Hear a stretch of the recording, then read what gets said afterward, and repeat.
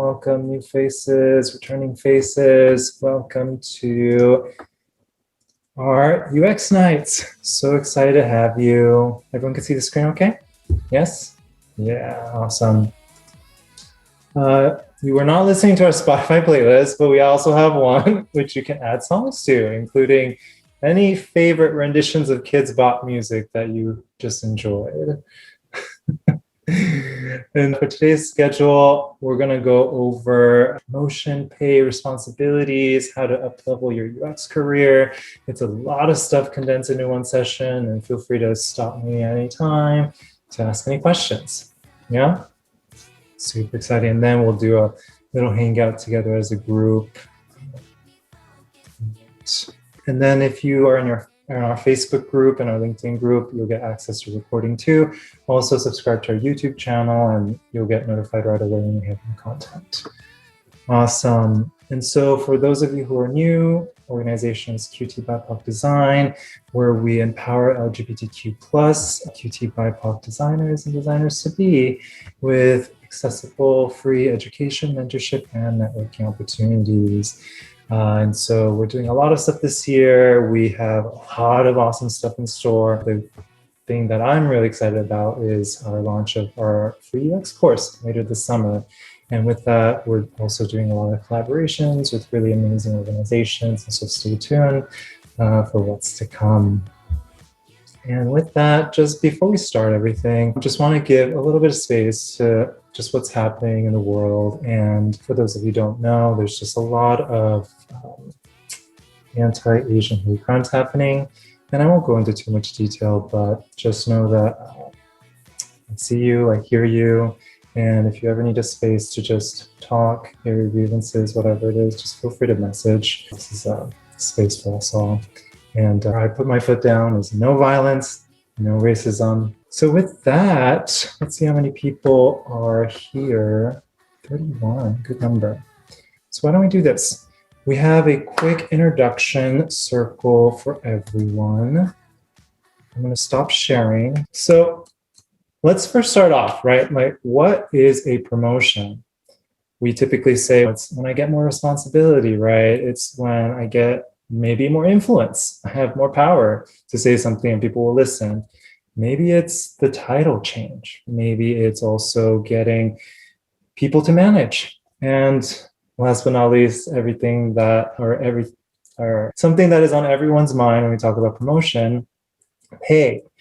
At the end of the day, a promotion is really the culmination of all of these things. And sometimes we might say, oh, like, I really want pay, but sometimes we might actually want a combination of all these things. When everything works out really well for us, we are really happy, right? That means it's hitting all these different angles within the capacity that is given to us whenever we enter a role. Sometimes we get really frustrated when we're hitting an end at a certain point, right? Whenever we're in a career or position, but sometimes we don't look at other opportunities that might exist whenever we're in the current position that we're in. And then really interesting is this moment when we actually surpass what our role was expecting us to do. That is usually when we become very frustrated. That excess of that difference is usually when we become really frustrated, upset. And just to sum it up, the moral of all of these is just take a look at what do you want actually in the specific position, and at the same time, what are other opportunities you can explore if a certain area is not working for you, ultimately to optimize your time at wherever you are, whatever company.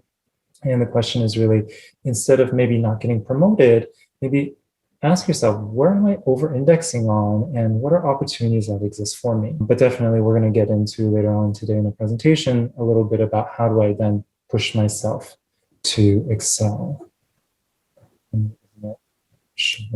So a couple unfortunate truths just to share with us all. I think the first one that we should all understand is nobody is promoted or getting a raise for giving you a promotion, meaning your bosses, your managers, whoever they are, they're not getting celebrated for promoting everyone below. It actually costs them energy, costs them money, budget, whatever it is, to give you whatever difference in title, position, whatever it may be. You have to be your own advocate. You have to be your own cheerleader. And also historically, marginalized communities, the BIPOC community, LGBTQ plus community, women are all historically undervalued across the board. And so with the truth of really maybe even shooting further than what you're looking for, because historically this has been the case. But along with it, a couple good truths that are for us. Not everyone is out to get you. It might just require a little bit more communication, a little bit more realignment, a little bit more education. And ultimately, it's getting the people on the same page where you're at. The second one, managers typically don't have enough time on their hands. I think the area that we can win at is when we make it easier for our managers, life becomes easier for us. And the last one, when we are happy, doing great work, and also the company is succeeding and your boss is getting praise for your work, and very complex situation.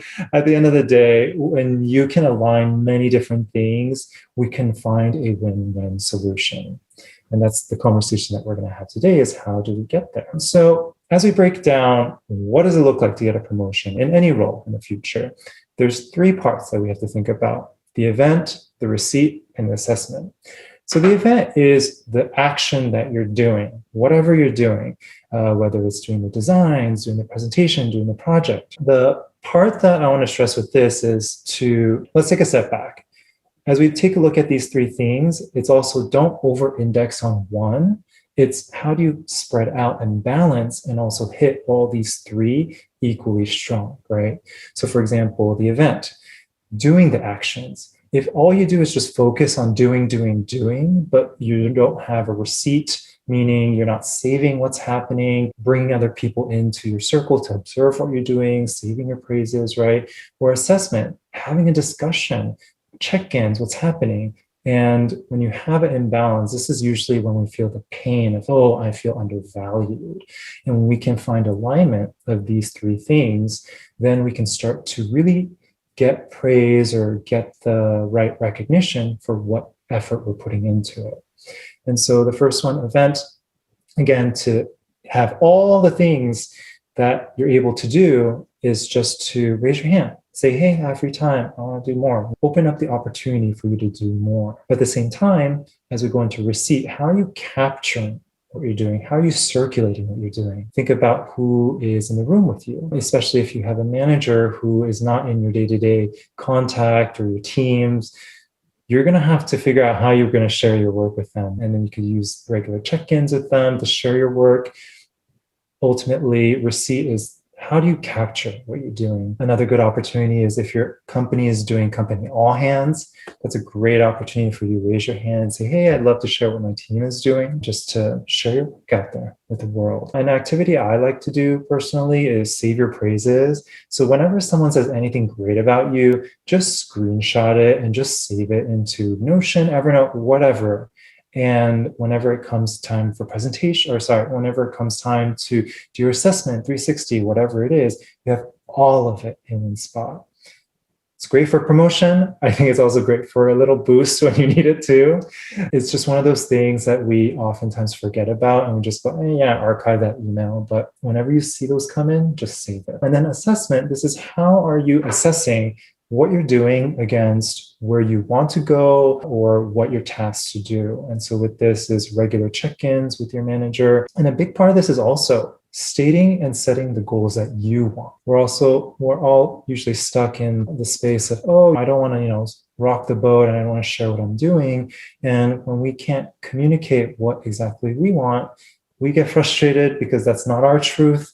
And our managers don't know exactly what's happening. So if it is a promotion that you're really seeking, pay bump, whatever it is, put that as a part of your assessment, put that as a part of your goal, And if you do put it there and then you get some pushback, I think that gives you a better understanding of the space that you're in rather than not sharing that out loud and seeing the voices that can support you in getting there. And then lastly, document. Save, share all the stuff, communications around your goals, your tasks, track your progress. Regular habit that I like to do and also share with people to do is after each meeting that you have with your manager too, and if there are important parts to capture, deadlines, milestones, whatever it is, just shoot an email and say, hey, just wanted to recap, just for me to recap, here are some of the things we talked about. And then when you do that, you've captured an email, you can refer to it in the future. Cool? Questions? So this one is something to also think about. Let's see, I'm going to jump real quick to this one. So capacity is also other outside external forces that might affect the way that you get promotion. Clara, screenshots are so important, but how do you bring these up during, back up during, say, something like a negotiation? Yeah, great question, Clara. I think it's just about bringing up what, I mean, there's so many parts, right? It really, first of all, depends on what you're taking a screenshot of. But I think the thing that you want to capture are any times promises are made, anytime someone's, yeah, like in 6 months, for sure, like we're going to revisit your promotion or whatever. And definitely you can bring it up or you can share it. Also, whenever you recap your progress and you're tracking towards it, you can also share, hey, remember, like we set this goal here, look how far I've come. It's just a reminder of, hey, look at how much work I put in all these goals I had set earlier. Yeah.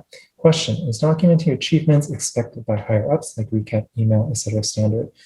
So great question, Kate. I think ultimately it's just how do we make it easier for the manager and the people who manage us? And I was going to explain this in another scenario, but let's just switch roles, right? Let's put on our hat of us, mega creative super boss managing a team of 50 people. You not only have to worry about the business, the department, all of these things, now you're managing the work of all these 50 people, not just the work, but also the career trajectory. And let's imagine all the 50 people never told you what they wanted. They all just said, I wish my boss will just assume that I know what I want.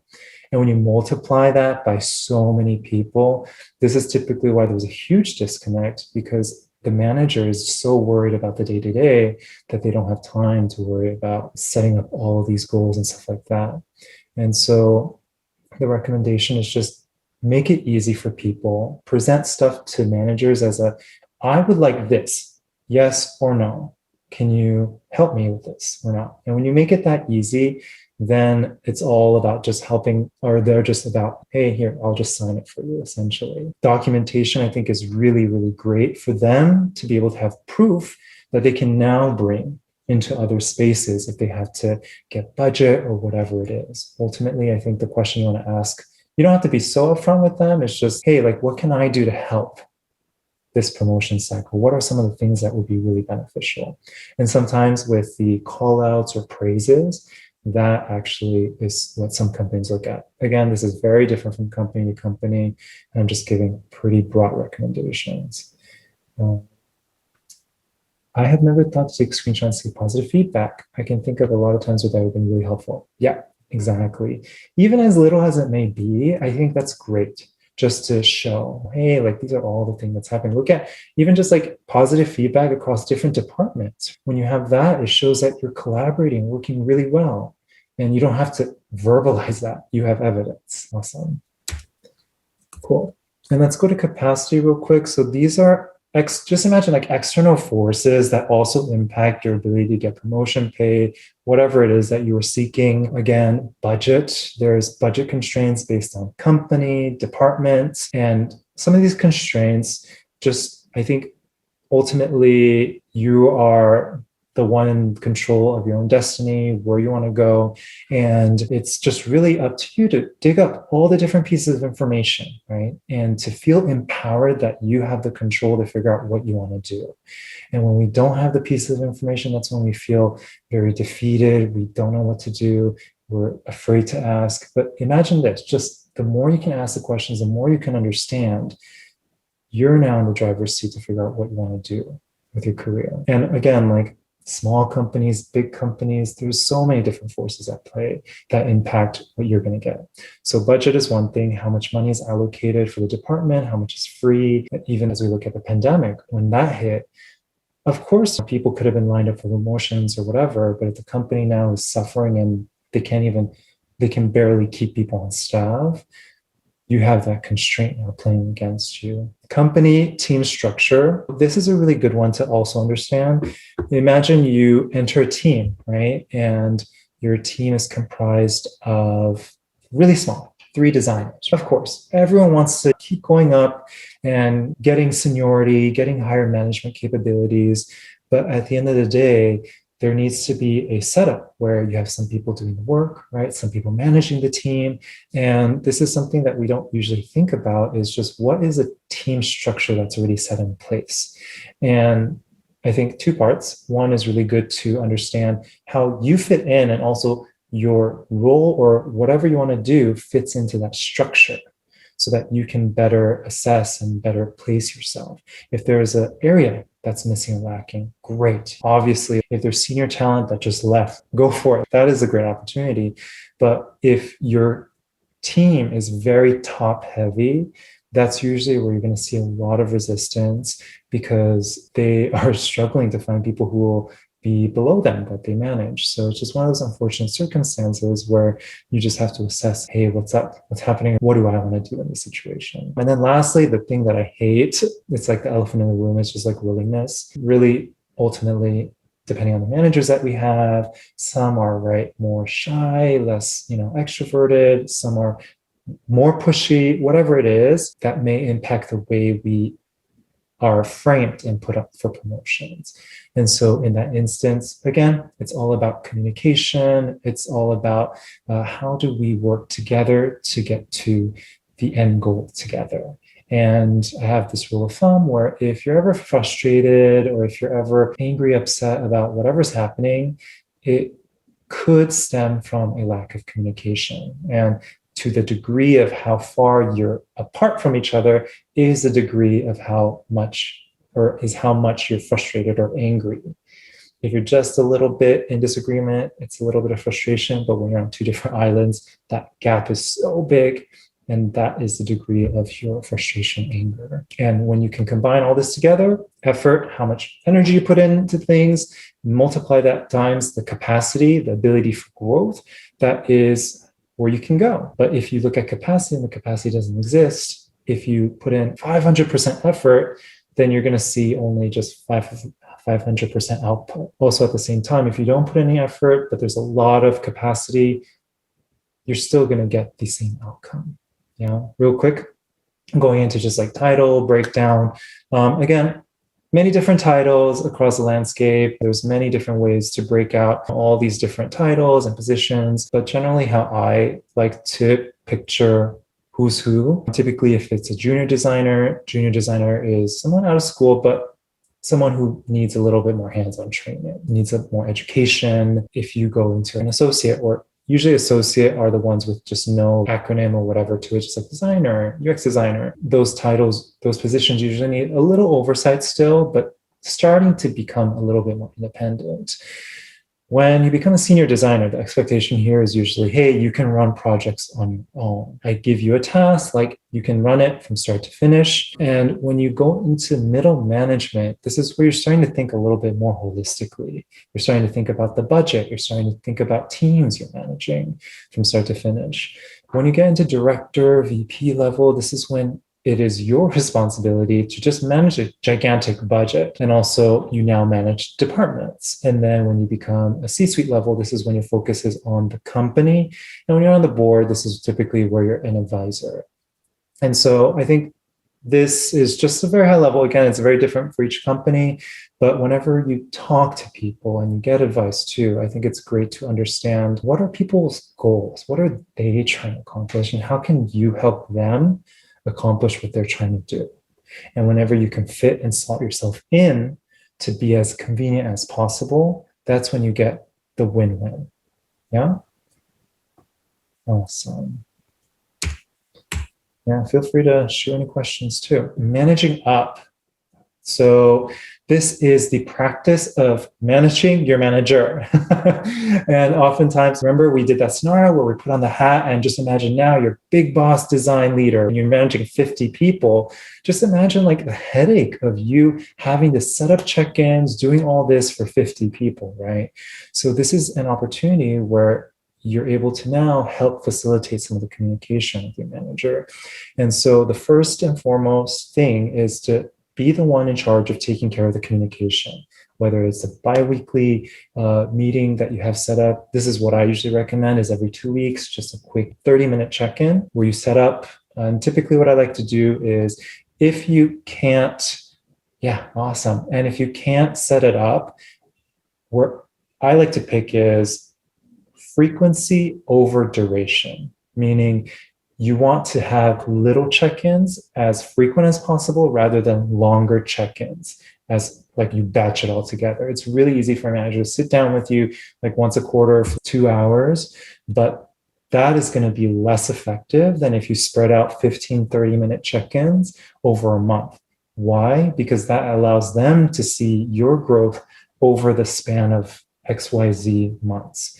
And that's the key, is you want to bring people along with you on your journey so that they can become stronger advocates for you. They have a better picture of who you are and what you're doing. And so up to you to set up these meetings. And my recommendation is 30 minutes every 2 weeks. Start from there. If it doesn't work, maybe push it to 15 minutes every 2 weeks, but frequency is where you're going to win. Making things easier. Again, this is where, if it's promotion, if it's getting onto another project, like whatever it is, and also part 3, asking for approval versus open-ended questions, is present what you want to do, what you want to get to your manager or whoever is in charge, and ask them, hey, can I get your permission to do this? And when you make it that easy and it's just a yes or no, then you're going to see doors open left and right for you. But when we come with, hey, like, what do you think I should do? Remember, let's put on our big boss manager hat. You have 50 people asking you, hey, what do you think is the best thing I should do? That's when even though you try your best, you're like, just try that. And especially when you're on bigger teams and you're like, the manager doesn't do anything to me. Everyone's just trying to live their best life, and everyone has the day-to-day task, and not everyone's perfect. I'm not perfect. Many people aren't perfect. And whenever we come from a place of, resentment and all that, like, at the end of the day, the option is, right, is this opportunity right for me? Do I want to still continue? Or is there something else better? But if I still want to be here, let's make the most of it. Let's get what I want out of it. Let's get the training, leveling up, whatever it is. And again, as we talked about, just some things that impact the manager and their ability. They're human and they're limited by the previous experience that shapes how they think about their team members. So if they've had, let's say, a lot of people who've been really proactive, right?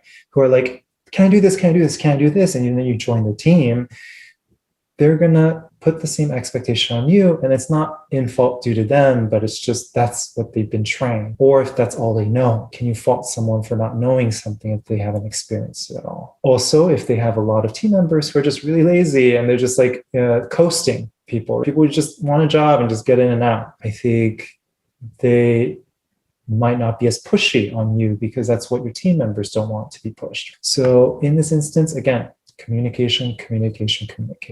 Time, big issue, especially if you have managers who are much higher up. This is where you're going to run into difficulties with getting time on calendar, whatnot. But again, make things really easy for them. Understand their time limitations and slot yourself there. 3, the system. So again, these are the constraints that exist. Sometimes it isn't our managers who are in position to make the decisions of who gets promoted to. And so understanding and asking questions to better understand the system will also help you understand what role you play in the operation. And then lastly, ego bias. We live in a world where everyone is human, unfortunately, who is impacted due to their limited education, experience, whatever it is. And instead of coming to the table with defeat, I think we can also flip the table and think of it as an opportunity to feel empowered, that this is your moment to celebrate your story and how do you bring people along with you on your adventure. Yeah. Cool. So now we're going to get into feedback. So we have these check-ins, right, with our managers and getting feedback, and we're like, what do I do in these sessions? I was reading a book. I forget what it's called. I should remember this. I'll remember this in a sec. But it basically talked about feedback being 3 different parts, and why our sessions or feedback sessions with one another fail quite miserably is because the exact feedback of what we want doesn't align with what what looking for. And so feedback is broken up into 3 different types: evaluation, affirmation, and coaching. One looks at the past, one looks at the present, one looks at the future. And at any given moment, we might actually be thinking and looking at one of them, but our manager is telling us one other thing. So if we're just looking for affirmation, like we just want to be told we're doing a good job, but then all they're giving us is coaching. Hey, I need you to try this or try this or try this. Of course, you're going to be upset. And so just understanding these different types of feedback allows you to come into the situation and say, hey, if it's evaluation you're seeking, you can say, hey, I just want to know, am I doing okay? And asking and presenting a question that enables your manager to understand what exactly you're looking for.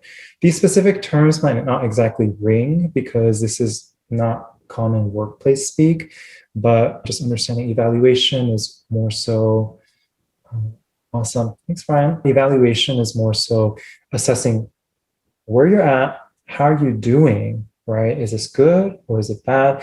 Evaluation is more so understanding what are some of the, I don't want to say punishments, or just what are some of the consequences of not doing what you're supposed to be doing. Affirmation is just, I just need encouragement. I need boost. I need to know I'm doing okay.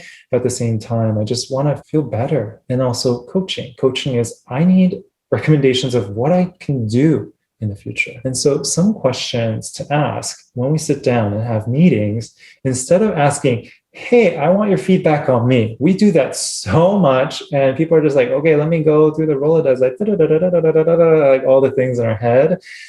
Let's try to change it to, what is one thing I can improve on? What is one thing that's standing in my way of success? What is one thing that I can do to make the biggest impact on you? And when you're more specific like this, it takes into consideration the limitation of people's time, but at the same time, they're going to pick the most important thing that they see for you based on these different lenses. Yeah, simple.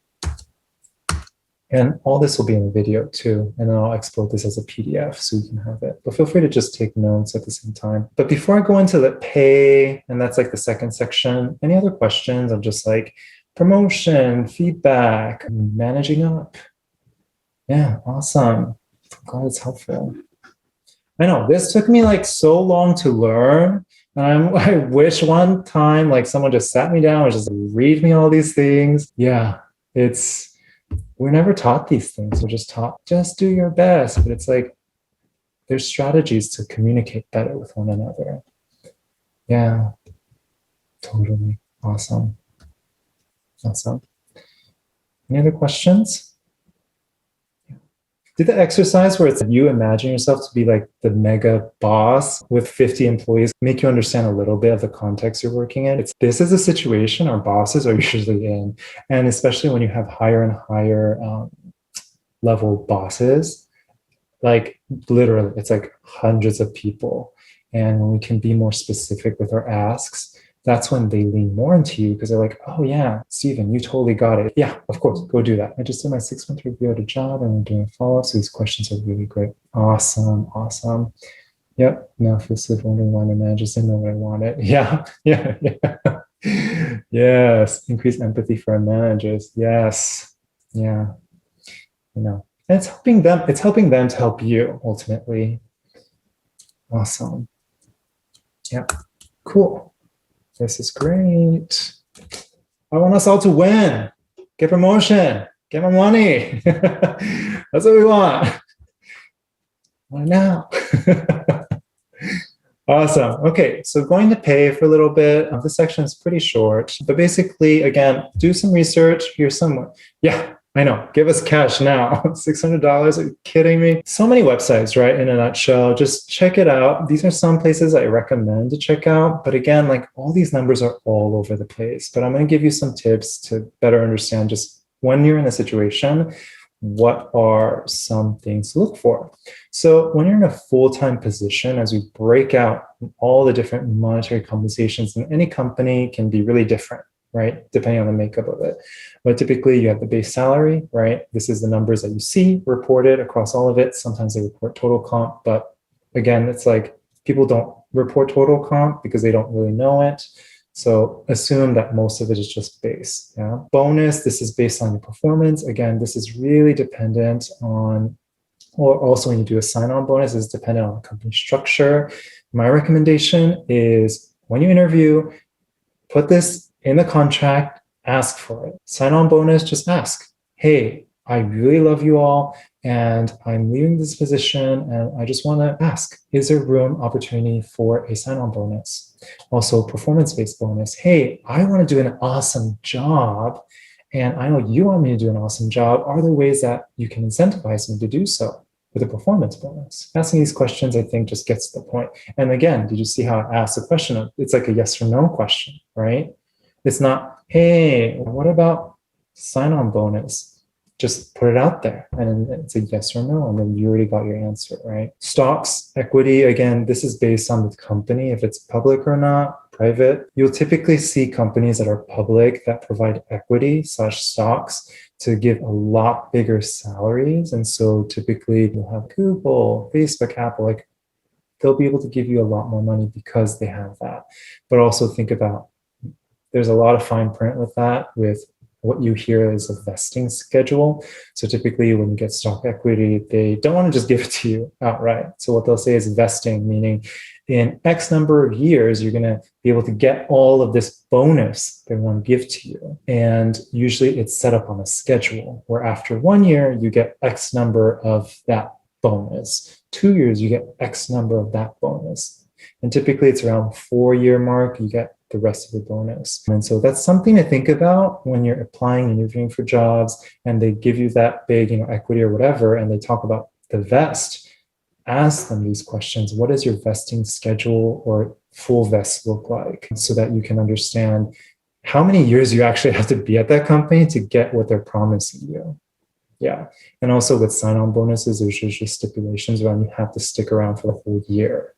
Yeah. So ask all these questions, especially with bonuses, like exactly what do I have to do to get it? And then lastly, commission. This is usually for if you go higher in seniority, when you're actually bringing in business contracts, you do it based on a commission schedule. So if I bring in a new business to an agency, I'll typically get 1%, 2% of the total revenue of that business contract. You typically will see it through referral, like referral commission bonuses if you bring in more talent. There was a story one time that when I took like product management courses, somebody in the class had made an extra like $50,000 a year working at Visa with commissions of referral bonuses. And so what they did is they just literally acted like a recruiter, posting all the positions on LinkedIn, and then everyone registered through them. And whenever people got a job, they just got the extra bonus. And so it's like interesting. Yeah.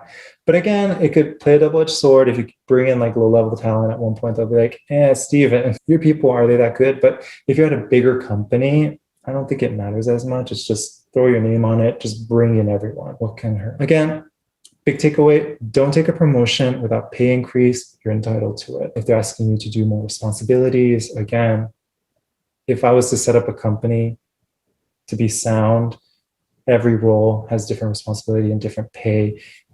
Salary bands is what they call the spectrum of your salary I'm expecting you to be in. Different roles and responsibilities have different bands.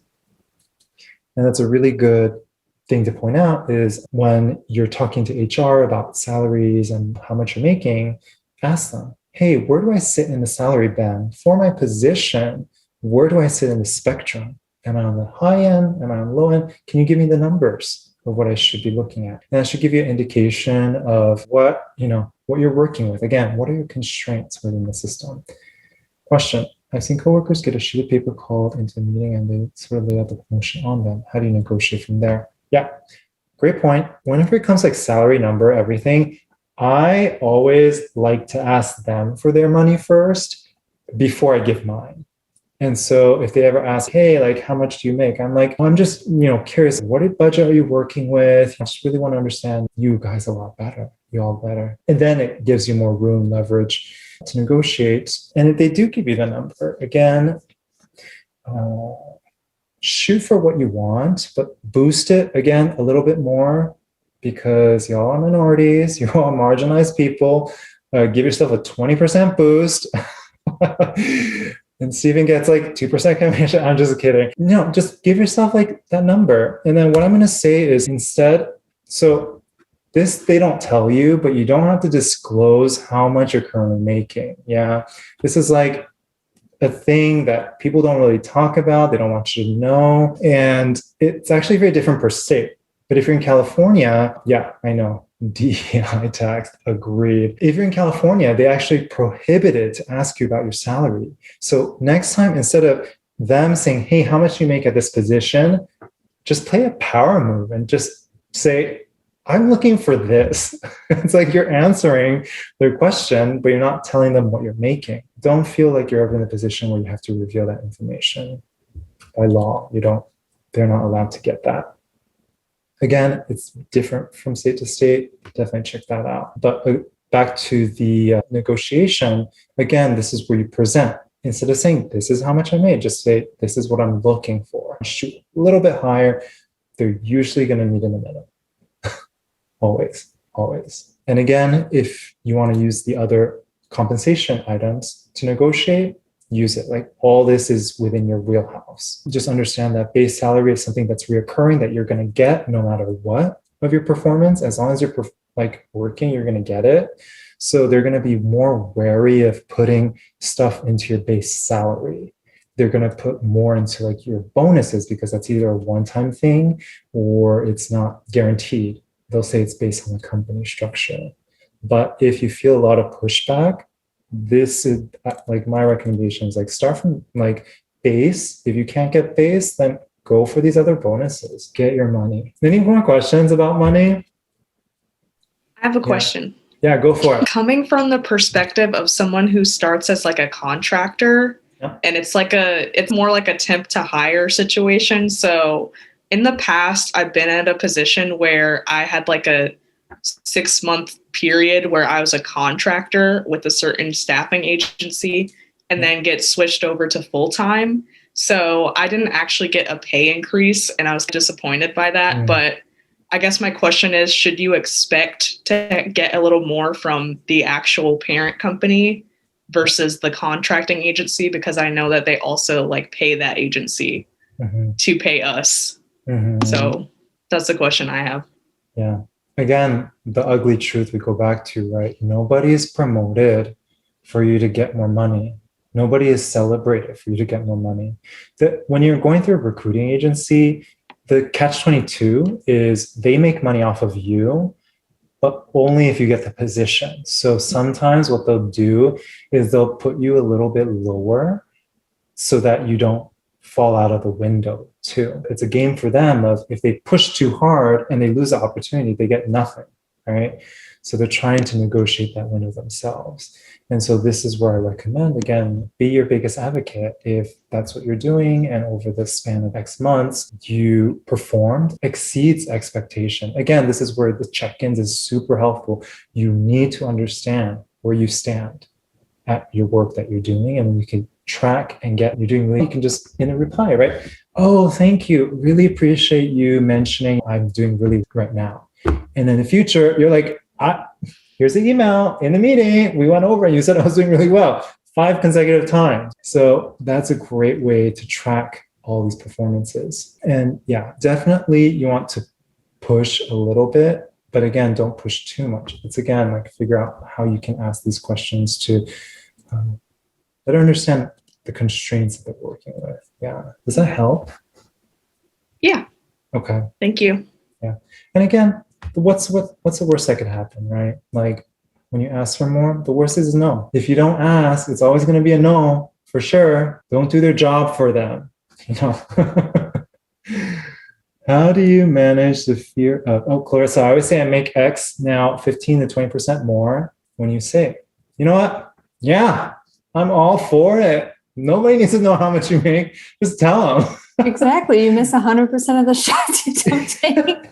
So I'm with you. Yeah, I'm all for it. Fight the DEI tax, DNI tax. Yeah, exactly. How do you manage the fear of losing an opportunity by aiming too high? Has that happened to anyone? Yeah, so actually that brings me to freelance watchouts. Let me actually do this real quick. Let me get to that question. So freelance compensation, the typical rule of thumb is if you work a salary, you work about 2,000 hours. So the mathematical composition is you just take an annual rate and then you divide it by 2,000. Easy. You just divide it by 2 and then you cut a couple zeros down, right? So if you're making 100K, it's about $50 an hour.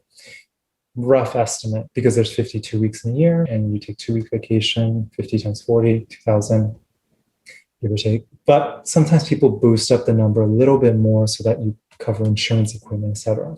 But now I'm going to get to some of the freelance watch outs. I think this is more like the freelancers. You'll typically see where if you push too hard, people are just going to be like, I don't want to use you. In the salary position, it's hard because here's another tidbit is if you already have an offer, like they're already pretty invested in you. They're like, yes, play with the numbers, go for it. That's why it was so much work to get there. But once you get the letter, like literally it's coasting from there on. Like the number is like the last thing they're thinking about. They want the work. And again, in that situation, if you're in a salary position, you get an offer and you're too high, they're going to tell you. But definitely be like, do your research, look at your region, how much money people are. But sometimes if it's a little too high, if I'm in the hiring position, then I'll go, I don't think you really did your research. You're just like pulling my back. With the freelance watch out, with the rates is, again, like if your rate is a little too crazy for what you're offering, then you're going to see people just walk away. And usually freelancers see this happen quite often. Again, it's just understanding what the market is asking for and then play with your numbers to understand. Yeah. It's, again, I just go back to the more you can just put it out there and just see how people respond, the more you'll learn over time. No real answer. Sorry. Hopefully that helped, Karen. As a contractor, you get more hourly to make up for lack of health benefits. So when you hire full-time, you'll see a rate cut because they're equating the cut. Yeah, exactly. Yeah. So freelancers usually get a little bit more because you pay for your health insurance. Like I pay $680 a month for health insurance. It's absolutely horrendous. This country's health insurance is absolutely terrible. Free healthcare. Yeah, I know. Yeah. Yeah. I know, too close to laugh. I'm just catching up on all this. I was also, so once you get the offer, how high do you think you can go? Again, it's based on your homework. Some companies will just give you what you're asking for, which is great. I've had that happen to me in a couple instances. I'm like, okay, great. Again, like if they're listening to you and if they're giving you what you want, I wouldn't play them too much, because imagine if you were in their position. Even Steven's like, hey, I want to make $5. I'm like, here's $5. And Steven's like, no, I want $7. I'm like, oh, girl, like,